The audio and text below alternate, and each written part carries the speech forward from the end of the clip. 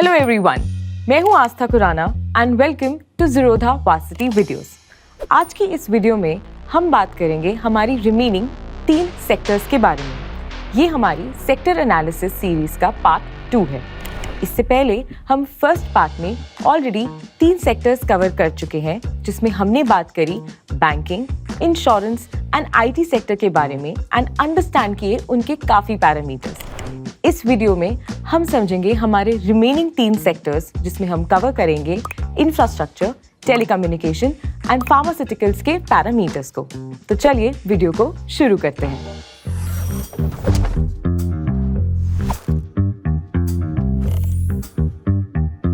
अब हम बात करेंगे हमारे पहले सेक्टर के ऊपर, जो कि है इंफ्रास्ट्रक्चर। इसमें हम टोटल 2 पैरामीटर्स को कवर करेंगे। सबसे पहला पैरामीटर है ऑर्डर बुक। ऑर्डर बुक से हमारा मतलब ये है कि एक कंपनी को कितने ऑर्डर्स मिलते हैं। अब क्योंकि ये एक इंफ्रास्ट्रक्चर कंपनी है, तो उनके ऑर्डर्स डील करेंगे कंस्ट्रक्शन से रिलेटेड। अब जितना ज़्यादा एक कंपनी की ऑर्डर बुक होगी, उतना ही कंपनी के लिए बेटर होता है, बिकॉज जितने ज़्यादा ऑर्डर्स होंगे उतनी ज़्यादा ही कंपनी का रेवेन्यू भी होगा। इसमें एक चीज़ का ख्याल हमें और करना चाहिए। कंपनी की अगर ऑर्डर बुक इम्प्रूव हो रही है, ये तो कंपनी के लिए अच्छी बात है, लेकिन कंपनी उन ऑर्डर्स को कितने टाइम में कंप्लीट कर रही है, ये भी बहुत इम्पॉर्टेंट है, बिकॉज आफ्टर कंप्लीशन ही मैक्सिमम रेवेन्यू रियलाइज होता है। अब हम बात करते हैं हमारे दूसरे पैरामीटर के बारे में। इससे हम कहते हैं DE, यानी कि डेट टू इक्विटी।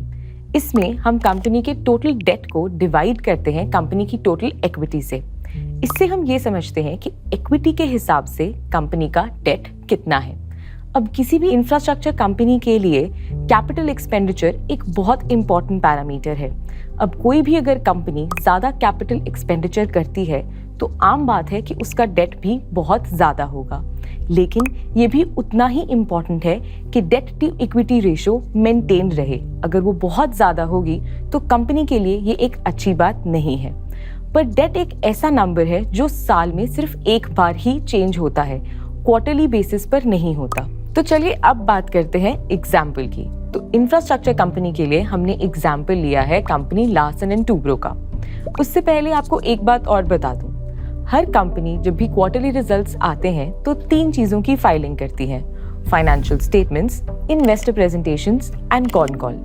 पर इन तीनों चीज़ों में से सिर्फ फाइनेंशियल स्टेटमेंट्स फाइल करना ही कंपलसरी होता है। तो चलिए अब समझते हैं एग्जाम्पल को। इस एग्जाम्पल में हम देख सकते हैं कि कंपनी की ऑर्डर बुक एज ऑन 31 मार्च 2023 वो रही ₹4 ट्रिलियन तक की। बट एक चीज़ और है, लार्सन टूब्रो जैसी कई कंपनीज अपने Q4 नंबर्स का कंपैरिजन प्रीवियस क्वार्टर्स के साथ नहीं करती, बल्कि उसी क्वार्टर का कंपैरिजन प्रीवियस ईयर के साथ किया जाता है।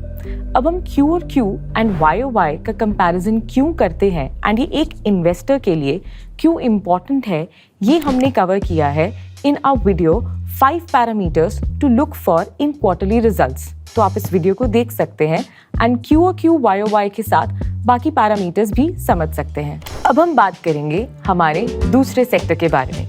ये सेक्टर है टेलीकम्युनिकेशन का। इस सेक्टर में भी हम टोटल 2 पैरामीटर्स को डिस्कस करेंगे। सबसे पहला पैरामीटर है ARPU। ARPU का फुल फॉर्म होता है एवरेज रेवेन्यू पर यूजर। इसको कैलकुलेट करने का फॉर्मूला है कंपनी का जो भी टोटल रेवेन्यू है, अगर हम उसको टोटल नंबर ऑफ यूजर्स या फिर सब्सक्राइबर्स से डिवाइड कर दें। चलिए एग्जाम्पल से समझते हैं। मान लेते हैं एक कंपनी का रेवेन्यू है ₹10 लाख एंड उनके टोटल नंबर ऑफ कस्टमर्स हैं 10,000। तो ARPU कैलकुलेट करने के लिए जब हम रेवेन्यू को उनके यूजर्स से डिवाइड करते हैं, तो हमारे पास नंबर आता है 10 lakh divided by 10,000 is equal to ₹100। इसका मतलब हर एक यूजर कंपनी को ₹100 तक का एवरेज रेवेन्यू जनरेट करके देता है। अब ये नंबर जितना ज़्यादा हो, कंपनी के लिए उतना बेटर होता है। अब हम बात करते हैं हमारे दूसरे पैरामीटर के बारे में, जो कि है टोटल सब्सक्राइबर बेस।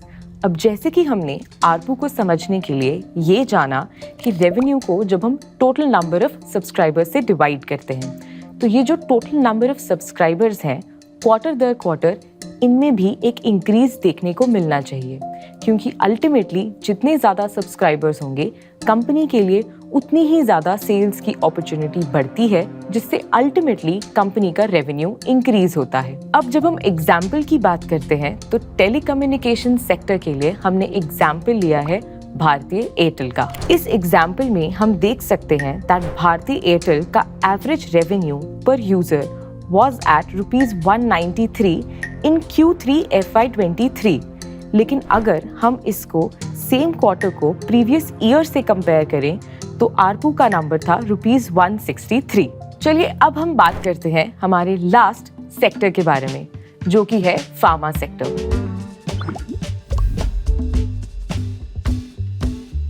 इस सेक्टर में भी हम टोटल 4 पैरामीटर्स को डिस्कस करेंगे। तो हमारा सबसे पहला पैरामीटर है NDA, यानी कि न्यू ड्रग एप्लीकेशन। जैसा कि हम सब जानते हैं दैट फार्मा कंपनीज भी अपने बिजनेस के लिए वेस्टर्न कंट्रीज पर डिपेंडेंट है। तो इसीलिए यूएस की एक ऑर्गेनाइजेशन है USFDA, जिसकी फुल फॉर्म है US food and drug administration. इस ऑर्गेनाइजेशन का काम है कि ह्यूमन हेल्थ से रिलेटेड सर्विसेज का लुक आफ्टर करना। जब कोई भी कंपनी एक नया ड्रग बनाती है तो उससे पहले उसको एक एप्लीकेशन फाइल करनी होती है विद द USFDA। अब इस ऑर्गेनाइजेशन का काम है कि वो उस एप्लीकेशन के बेसिस पर उसको अप्रूव या फिर डिसअप्रूव करे। ये हर फार्मा कंपनी के लिए ज़रूरी है ताकि वो अपने ड्रग्स को वेस्टर्न कंट्रीज में यानी कि US में सेल कर सकें। तो इसीलिए एक कंपनी एक क्वार्टर में कितनी NDA फाइलिंग्स करती है ये बहुत ज़रूरी है, बिकॉज अगर उनकी ये NDA फाइलिंग्स अप्रूव होती हैं उसके बेसिस पर ही वो अपने ड्रग्स को बना पाएंगी एंड कस्टमर्स को सेल कर पाएंगी, जहाँ से अल्टीमेटली उनका रेवेन्यू जनरेट होगा। अब हम बात करते हैं हमारे सेकंड पैरामीटर के बारे में। इसका नाम है ANDA, जिसकी फुल फॉर्म है एब्रीवेटेड न्यू ड्रग एप्लीकेशन।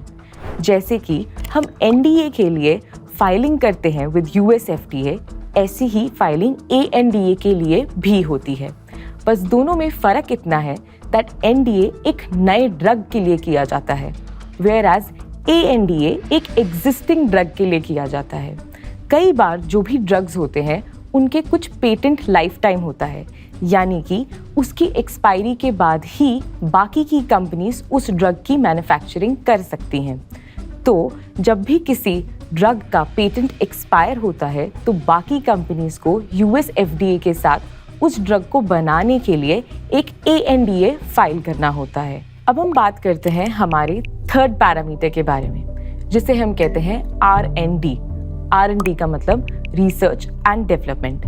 किसी भी फार्मा कंपनी के लिए R&D बहुत इम्पॉर्टेंट है, बिकॉज वो जितना ज़्यादा रिसर्च एंड डेवलपमेंट करेंगे उसके बेसिस पर ही न्यू एप्लीकेशन किसी भी एक पर्टिकुलर ड्रग के लिए फाइल होंगी, एंड ये स्पेंडिंग जितनी ज़्यादा होगी कंपनी के लिए उतना बेटर है। अब हम बात करते हैं हमारे फोर्थ एंड लास्ट पैरामीटर के बारे में। ये पैरामीटर है R&D टू सेल्स। इसका मतलब ये है कि हमारी सेल्स के हिसाब से हम कितना रिसर्च एंड डेवलपमेंट कर रहे हैं। मतलब अगर एक कंपनी बहुत ज़्यादा सेल्स कर रही है लेकिन उतना अमाउंट वो अपनी रिसर्च पर स्पेंड नहीं कर रही, तो ये एक कंपनी के लिए अच्छी बात नहीं है। अगर सेल्स ज़्यादा है तो कंपनी को रिसर्च पे भी ज़्यादा स्पेंड करना चाहिए, बिकॉज फार्मा कंपनी में रिसर्च एंड डेवलपमेंट का मतलब है इनोवेशन, यानी कि इनोवेटिव ड्रग्स का आना। तो ये भी जितना ज़्यादा हो कंपनी के लिए उतना बेटर होता है। तो ये थे फार्मा सेक्टर के वो 4 पैरामीटर्स, लेकिन इसके अलावा और भी पैरामीटर्स फार्मा सेक्टर में हो सकते हैं। ना ही सिर्फ फार्मा सेक्टर में, जितने भी सेक्टर्स हमने बात करी उसमें काफ़ी ज़्यादा पैरामीटर्स हो सकते हैं जो शायद हमने इस वीडियो में कवर ना किए हों। But you don't worry, because varsity ला चुका है एक ऐसा मॉड्यूल जहां पर आपको देखने को मिलेंगे बहुत सारे सेक्टर्स, जैसे कि banking, insurance, IT, infrastructure and much more. And in सभी सेक्टर्स में इन डिटेल डिस्कस किए गए हैं काफ़ी सारे पैरामीटर्स। तो आप इस मॉड्यूल को देख सकते हैं वार्सिटी की वेबसाइट पर। तो चलिए वीडियो खत्म करने से पहले फार्मा सेक्टर का भी एक एग्जाम्पल देख लेते हैं। इस एग्जाम्पल में हमने जिस कंपनी को कवर किया है उसका नाम है ग्लैंड फार्मा। तो जैसा कि आप देख सकते हैं, ग्लैंड फार्मा की इन्वेस्टर प्रेजेंटेशन में कंपनी ने जो ANDA फाइल किए थे वो थे 8 in the particular Q3 of FY23 and जो उनके NDAs अप्रूव हुए हैं that is 4। And pharma sector से जुड़े और भी सारे पैरामीटर्स को आप इस इन्वेस्टर प्रेजेंटेशन में देख सकते हैं। तो इसी के साथ हमारी इस वीडियो के 3 सेक्टर एंड हमारी इस सेक्टर एनालिसिस की सीरीज के टोटल 6 सेक्टर्स कंप्लीट होते हैं। आई होप आपको ये सेक्टर एनालिसिस काफ़ी हेल्पफुल लगा होगा। अगर आपकी कोई भी डाउट्स हैं तो आप हमें नीचे कमेंट सेक्शन में पूछ सकते हैं। इसके अलावा अगर आप चाहते हैं कि हम कोई और सेक्टर एनालिसिस करें तो वो भी आप हमें कमेंट सेक्शन में नीचे बता सकते हैं। तो मिलते हैं आपसे अगली वीडियो में, तब तक के लिए हैप्पी इन्वेस्टिंग।